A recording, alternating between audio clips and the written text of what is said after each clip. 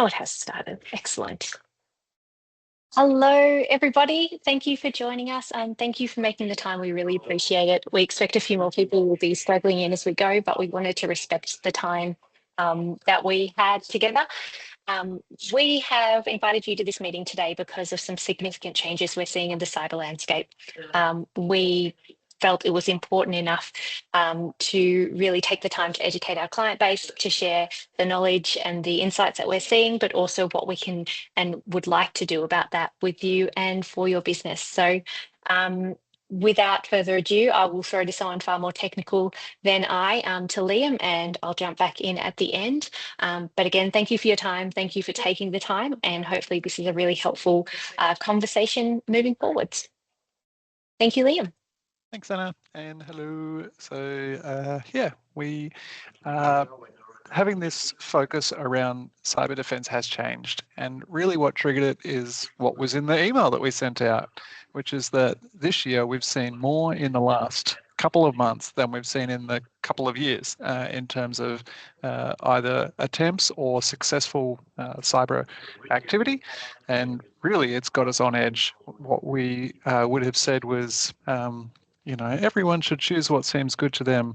We still think that's true, but we want to make sure that we're sharing what we're seeing and sharing the knowledge about what can be done about that. So the three things I just want to focus on today is what's changed. So why now? Why are we highlighting these options and tools?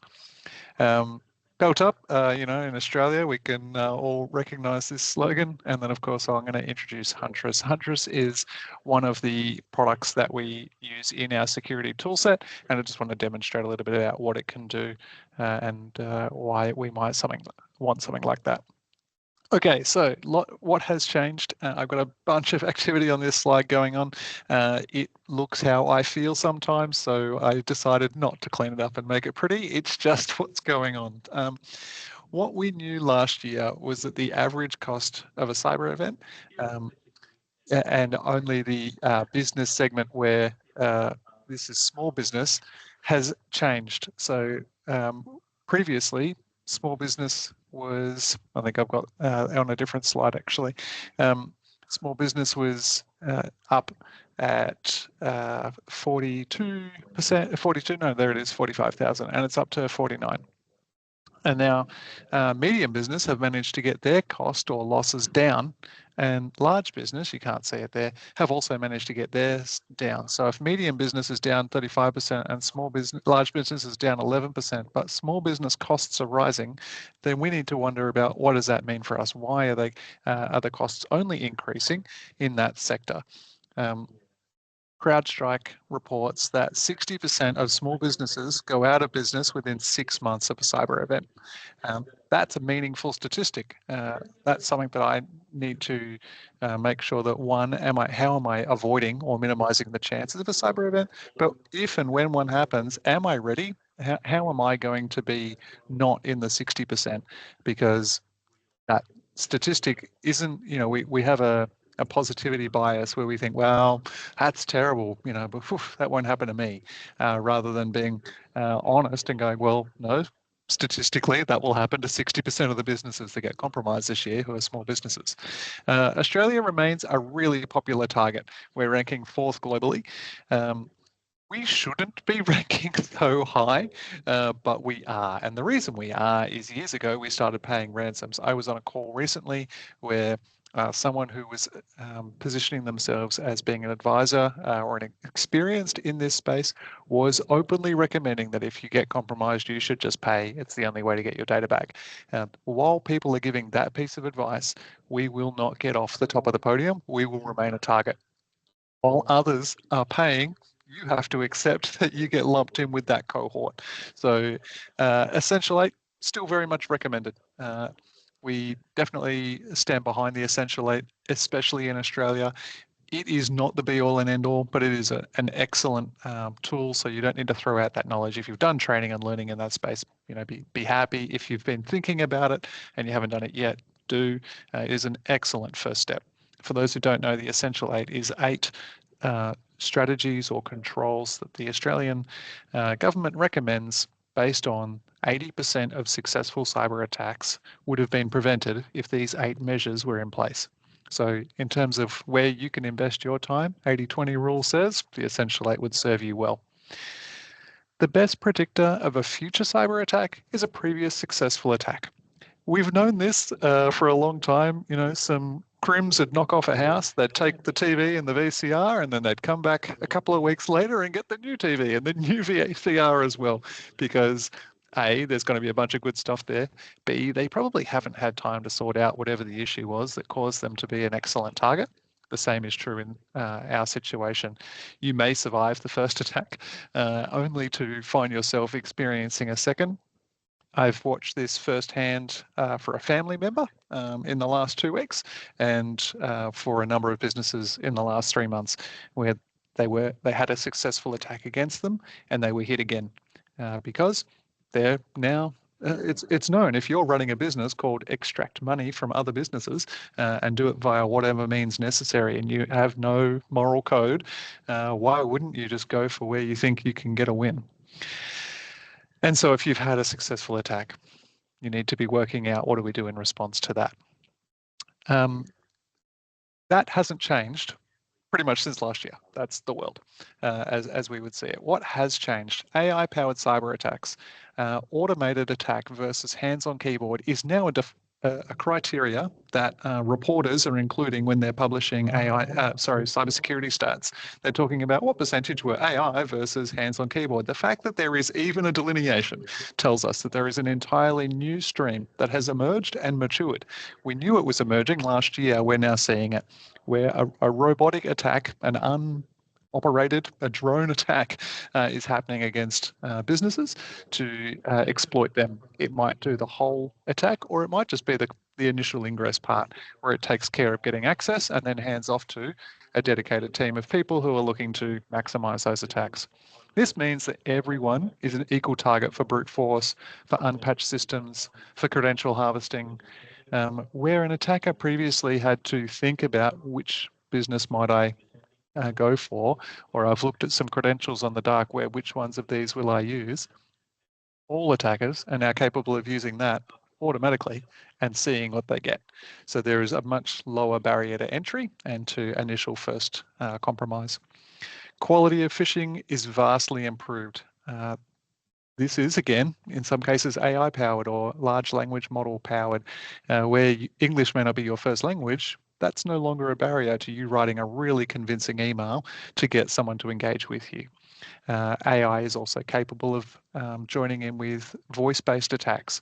So someone will be get an email and it will be followed up with a phone call. Hey, it's Liam here, and I want to make sure that you go ahead and XYZ, whatever it is you want me to do. How do they train on Liam's voice? Well, Liam's voice is available on YouTube. It's available in this meeting and it's recorded. So it's not that hard to get a good voice sample for quite a few people. And unfortunately, especially senior people in organizations, and those are the ones who are usually targeted. So certainly something worth considering, and we're starting to see that as well.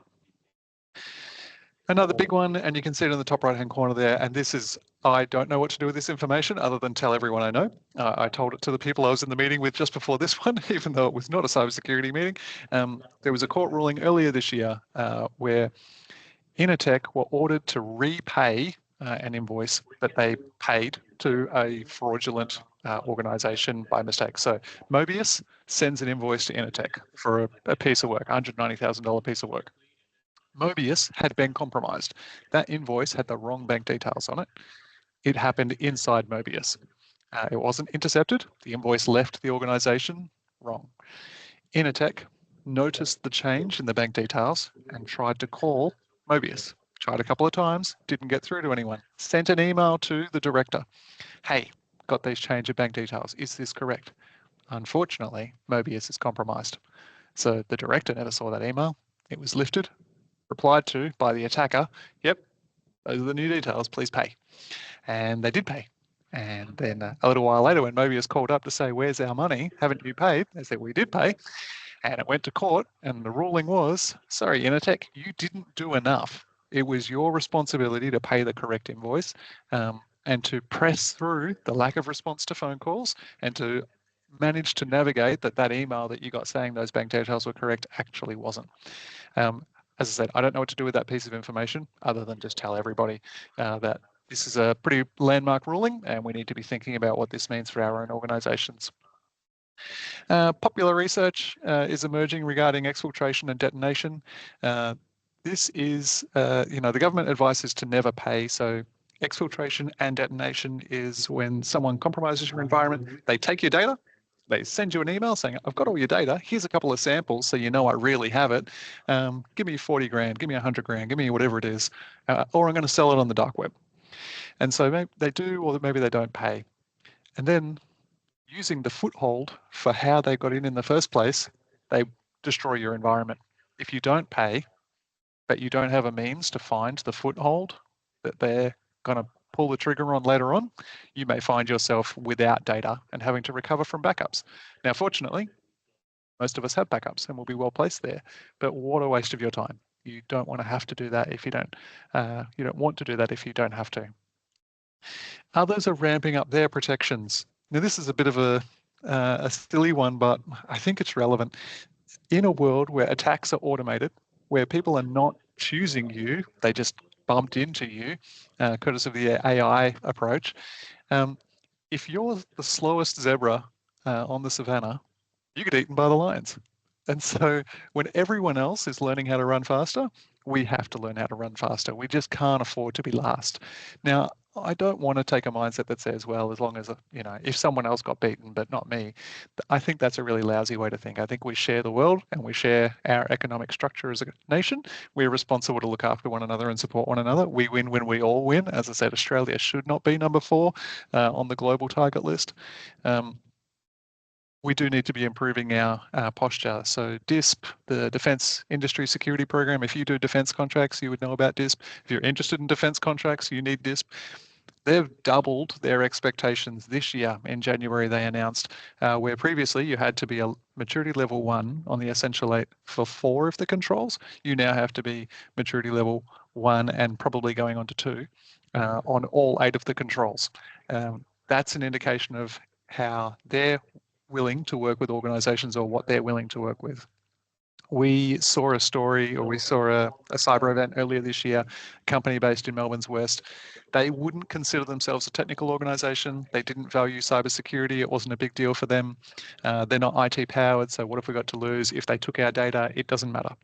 And so they've made choices about ease of business operation rather than secure business operation. They don't have MFA in place on some accounts. They don't have VPNs protecting their remote desktop servers, so they can work from home or work from unplanned locations. Their printer partner, the people who supported them for printing, had a user account. That user account was used to compromise their environment. The attacker came in, took the data, uploaded it to AWS, and then reached out to them. Hey, we've got this data. We're going to sell it, or we're going to release it on the dark web unless you pay. Now, at that point, they contacted us and we implemented Huntress, the tool I'll show shortly. Huntress went through that environment, found the footholds, found the places where that attacker had left sort of backdoors, access points, and we cleaned all of that up. We provided them with some advice around what they might need to do to further strengthen, that best predictor of a second attack is a first attack. And unfortunately, they were attacked again the very next day. Now, happily, Huntress is in place. The environment was secured immediately. Servers were isolated, workstations got isolated, no data left the organization. The attacker couldn't get in and detonate anything. That was good. How did they get in again, though? Because the printer account password had been changed. Part of the data they stole included a password file, a real Word document with actual usernames and passwords in it that actually worked. And so now the attacker, which has gotten in once, has a way to get in again and again and again. And so they have to take a big undertaking. Now, during that cleanup period, this non-technical organization is well equipped to revert to paper-based systems because they're not very technical. So they could keep working, but they lost days of productivity. Fortunately, there's been no media coverage of this event, which means they're not dealing with reputational damage, which is excellent, but that could easily have happened. the time lost and the decision for them to reevaluate their IT posture around, we're not an IT organisation, but we do need cybersecurity, is we just can't afford the business interruption. We just can't afford to have to double entry. I don't want to have to write it on paper and then type it into a system. I don't want to have to explain to my staff why their data is now somewhere else. The costs for them from our team doing recovery would have been around $10,000. The labour cost to them from their staff would be about $20,000. And there would, I guess, even though there wasn't a big media splash, there would be reputational damage due to delays. Perhaps there would have been mistakes for their systems, how they go to market. Maybe someone made a human error that would normally be protected. That's not factored in at all. Another example that I want to give, and so this is one of the examples that's caused us to promote thinking differently about this. The other example that I would mention is an organisation contacted us late on a Friday.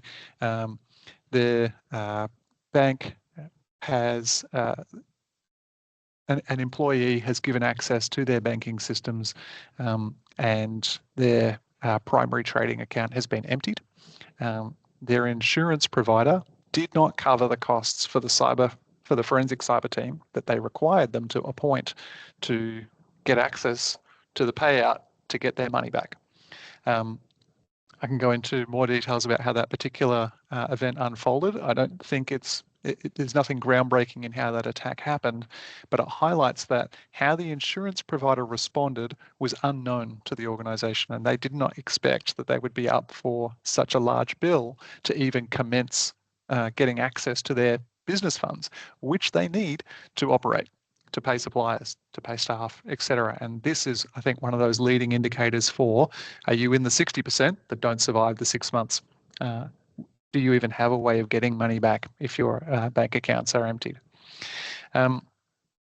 Actually, I will tell just one more story. One other one that has occurred recently, probably just a couple of weeks ago, we got an alert from our SOC, SOC Security Operations Centre, highlighting that a workstation had been isolated for a suspicious activity. We went to our point of contact at that organisation. Hey, this person's computer's been isolated for doing this. Are they a developer? Do they have reasons for running these kinds of programs which are a bit sus, which could have been legitimate? No, they definitely don't. So we went to that employee. Hey, there's something unusual going on your machine, which is why you're currently isolated and you can't access anything. Can you help us understand what you were doing around this time? And they immediately offered up, I got this email, it looked legitimate. I clicked on the link, the page that loaded up, it was immediately obviously phishing. And so I just closed the web page and went on with my day. I didn't give it another thought. Now, for many people, they would believe that's enough. You've done a good job. I've detected the phishing when I clicked the link and I closed it. But you still clicked the link in the email. That was enough to trigger applications to run in the background, to start downloading further applications from the web that would have set about opening up access into that organisation. That exact attack is currently targeting the Australian government and Defence Force. This organisation is not defence or government. They are collateral because they are in the right orbit. Attackers outside Australia don't know who these organisations are. They're just hitting people that seem good to them. But they were saved. That was a near miss, and they were really well protected. And fortunately, they didn't have any interruption to business, any downtime, any costs. It's all just done, sorted. I mentioned the news one already. Sorry, I'm just checking my notes to make sure I don't skip over anything. So there's probably a couple of other events that we could go into, but hopefully just through some of those examples, you can identify maybe that's relevant to your organisation. Maybe it's not. Maybe there are pieces in there which don't fit for you. But I think what we need to all be willing and able to address is, am I wearing my seatbelt? Have I belted up, or am I just taking my chances in a motor vehicle out on the roads and hoping for the best? What we know currently is that healthcare and education are number one in terms of targets. So if you're in those spaces, you have to identify that you are a primary target. You are definitely being put out there at the moment. Government and tech organisations are next. This includes para for those. So if you're para-government, para-tech, para-education, you are going to get swept up. Again, the bots that are targeting these organisations don't bother to differentiate, and why would they? There's no value.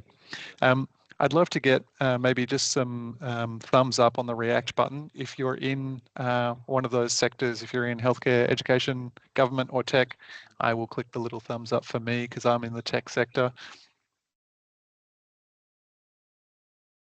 Cool. I got a couple. All right, great. It's important to have a cybersecurity strategy.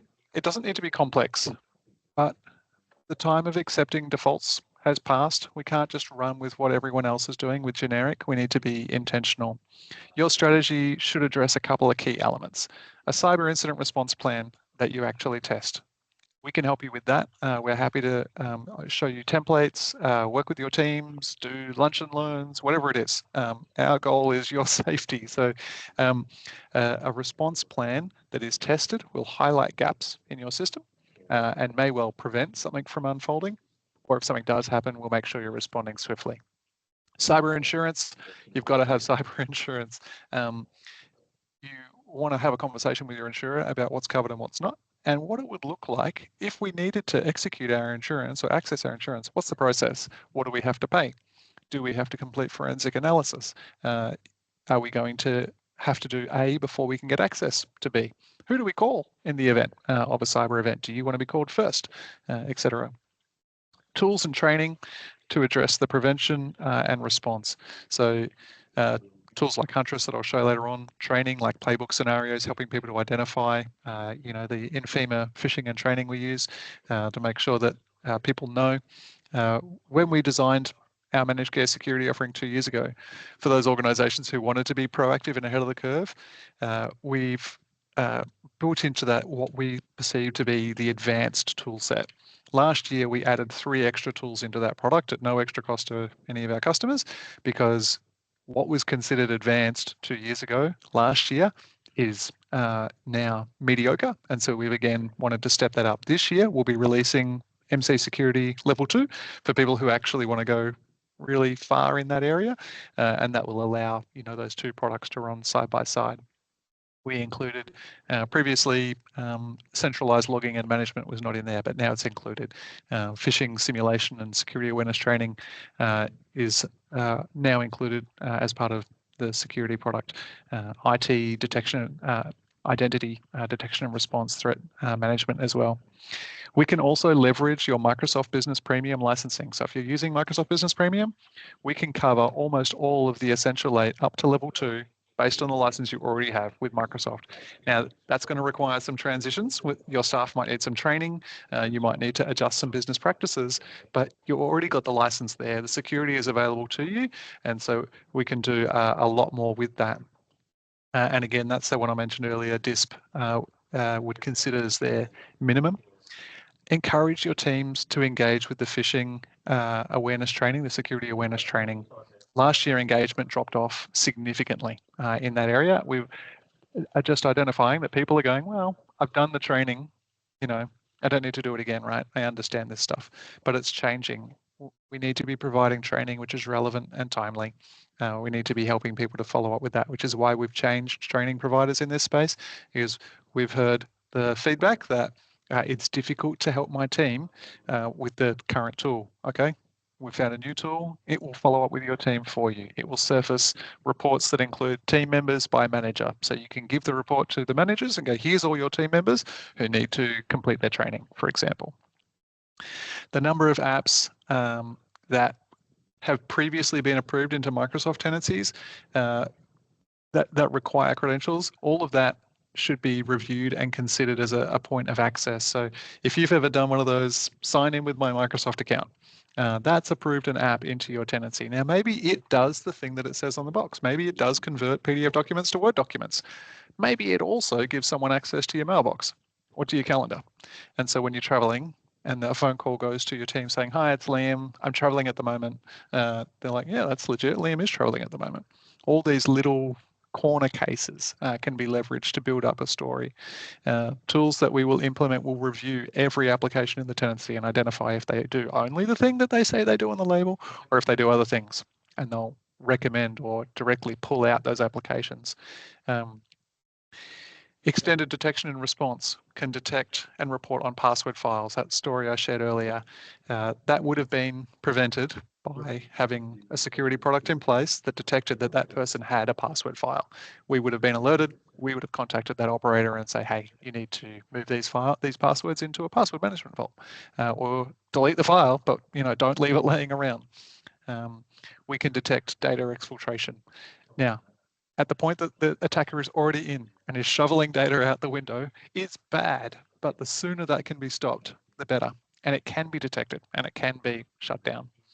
So story one that I mentioned earlier, that would have been protected by every account having MFA. And believe it or not, many organizations still find reasons to say, oh, so-and-so doesn't need MFA. It's just not the case. Everyone needs it. It would have prevented an e-attack, a re-attack, and in this case it did. The RDS server could have been hidden behind a VPN, and that would have prevented that attack. In the second story, better security awareness training would have helped that person and encouraged them to not hand over access that ultimately resulted in bank account access. Extended detection and response would have detected the remote access. Believe it or not, in that scenario, emails started coming from them to people helping with the forensic cleanup, telling them to stop. Now, it looks like a legitimate email, but as part of the attack, that mailbox had been compromised and was then the attacker issuing further attempts to disrupt that organization. The rogue application review would detect that and would prevent that. So there's a lot that can be done. I would say whether you're a department leader with a focus just on productivity and avoiding downtime, you need to be doing security. If you're a board member or a business owner who has compliance and GRC, you can help and should be helping to meet those expectations. And if you're a team member who just wants to know that your employer takes the protection of your data seriously and your job security seriously, then again, that's certainly another area to be considered. Okay, tiny bit of training. I'm mindful that we're running out of time. So if you do have any questions, please pop them in the chat. If we don't get to them all, we'll respond subsequently. A couple of acronyms that'll be in here. We'll share this slide deck so you can check these out subsequently. A Security Operations Center is a centralized unit that continually monitors and analyzes your security posture. It's the geeks in a dark room looking at a screen. You want them looking at your data and making sure that your teams are safe. EDR, Extended or Endpoint Detection and Response. It's the thing that feeds data to those geeks. So the SOC is no good if they don't have data. EDR sends that data. It's detecting all of the anomalies, all the things that don't look usual, whereas antivirus might be good at finding a known virus or something which has a known signature. EDR goes beyond that. Identity threat detection and response is the same thing, but for users. So if you sign in normally from Melbourne every day, and then you sign in from Auckland, that's unusual. Someone should check that out. Who is going to check that out in your organization? You don't have time for it. We don't know about it unless we're monitoring for and responding to that information. Security, information, and event management. People call it SIEM or SIM is the acronym. Get all of the data, put it in a big bucket, put an AI engine against it, and get those geeks in a room and get them talking to that data. So if there is an event, if there is a compromise, let's say someone finds out that Liam's account has been compromised. How do we know what Liam's compromised account did?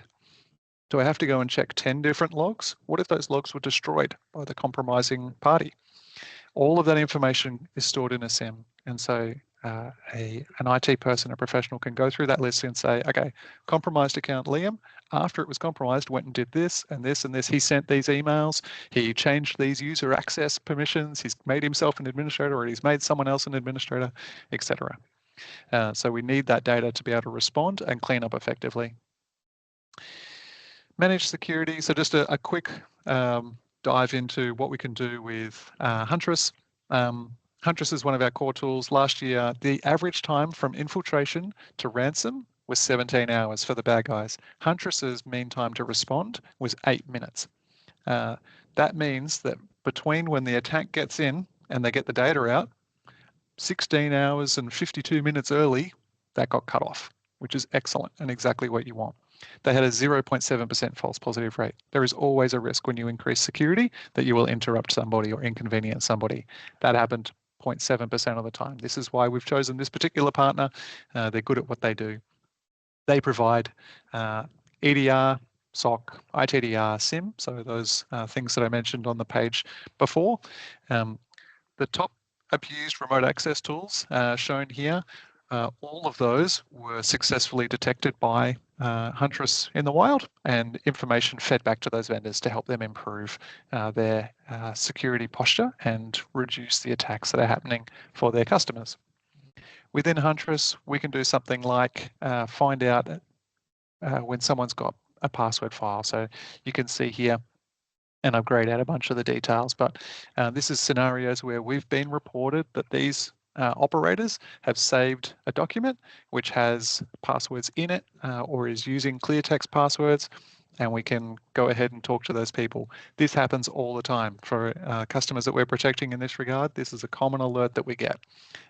We want to make sure that we're going through and getting those passwords stored securely. What you're seeing now is the detail view of what the SOC team investigates and when there was an attempted data exfiltration.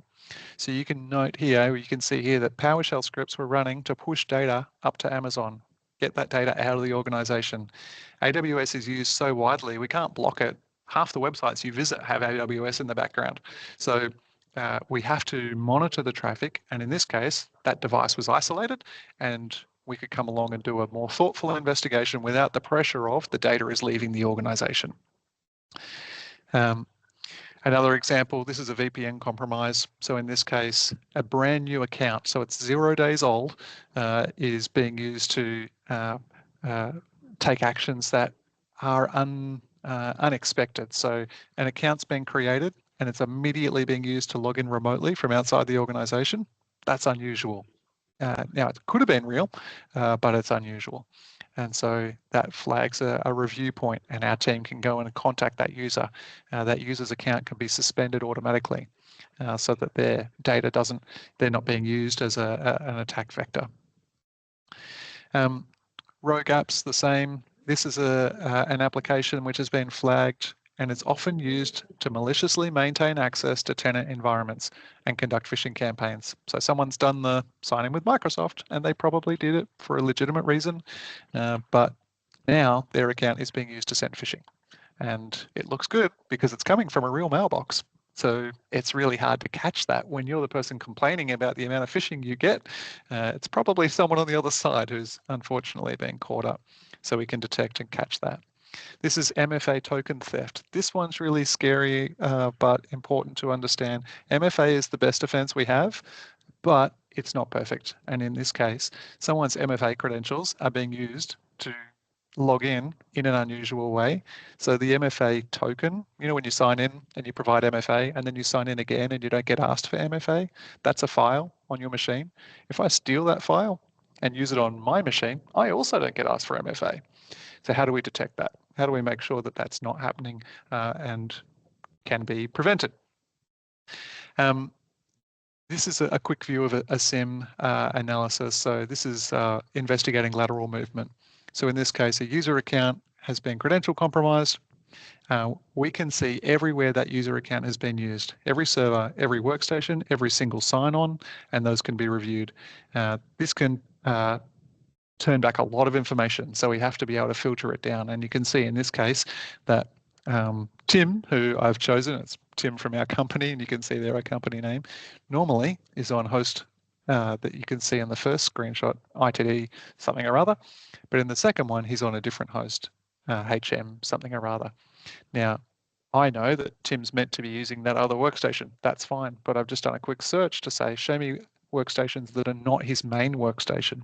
And that would be a simple thing that we could do in a real event.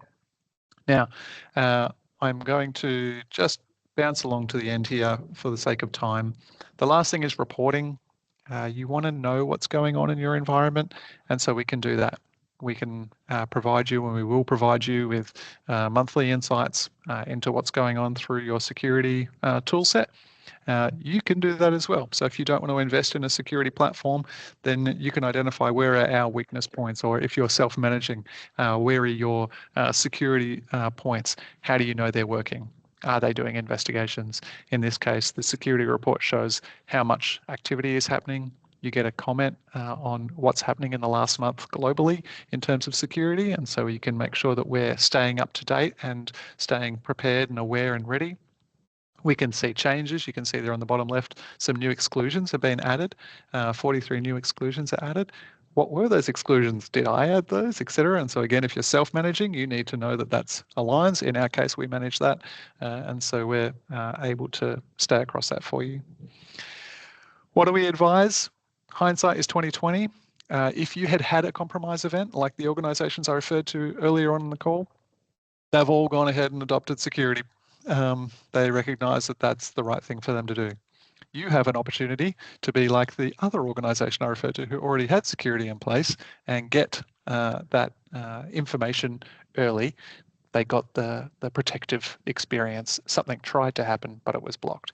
So I would encourage you, learn from the pain of others and make sure that you're identifying what do you need in your security plan. As I said earlier, insurance should be reviewed. A cyber response plan should be in place and reviewed, and appropriate tools should be in place.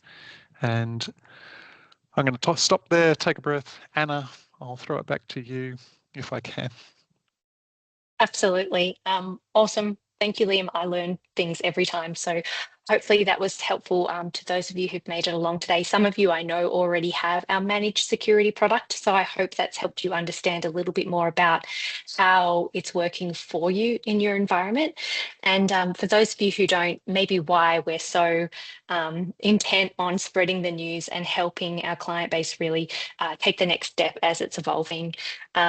This month, we wanted to come to this meeting and the next one with something for you to walk away with to do if you don't have managed security today. Typically, it has an onboarding fee. We're not going to charge that to any of our existing clients if they take it on in the month of March. That's the equivalent of $1,500 for that organisation.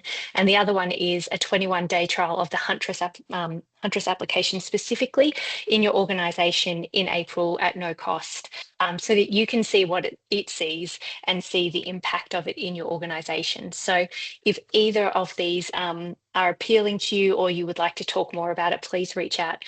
We'd be really happy to organise that and make sure that you're one step ahead from today. And as Lee mentioned, there's new security level 2 is coming. It's around the corner. We'll be sure to communicate that with you all as that's evolving as well. I think that brings us to the end of our time together. Thank you all so much for making the time, for attending. There is very few conversations in our minds that's more important than the one like this that we're having. If you have questions, please reach out to Liam, myself, your ITM. We'd be happy to talk all questions through with you, make sure we've got a plan for how we are getting that business continuity plan together and the things in place, the cyber reviews, the things in place that are going to make you sleep better at night and certainly us. And yeah, we look forward to walking out the road. Awesome. Thanks, you want to add anything else, Liam? No? Nope. Awesome. You've said it. Awesome. Have a great day, everyone. We look forward to seeing you soon. Cheers.